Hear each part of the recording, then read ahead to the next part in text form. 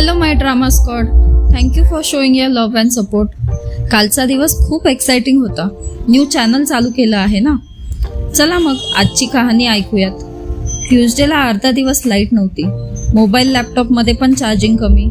So नुसतं झोपून थोडी राहणार, काहीतरी प्रोडक्टिव्ह करायचं होतं. अर्धा एक तास अशीच झोक्यावर बसून राहिले तर एक आयडिया आली.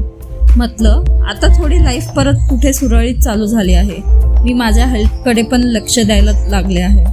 रोज 10 वाजता उठणारी मुलगी आता 6 वाजता उठायला लागली आहे. तर माझा प्रोग्रेस तुमच्यासोबत पण शेअर करूयात. खरंय, कंटाळा आला पाहिजे. आपल्याला नुसतं बसून राहायची सवयच नाही राहिली. कधी कधी बोर होण्याची पण गरज असते, माहिती का? 1-2 तास काहीच करू नका. No mobile, no TV. फक्त बसा शांतपणे. बघा कसं तुमचं आयुष्य तुमच्या डोळ्यासमोर येतं.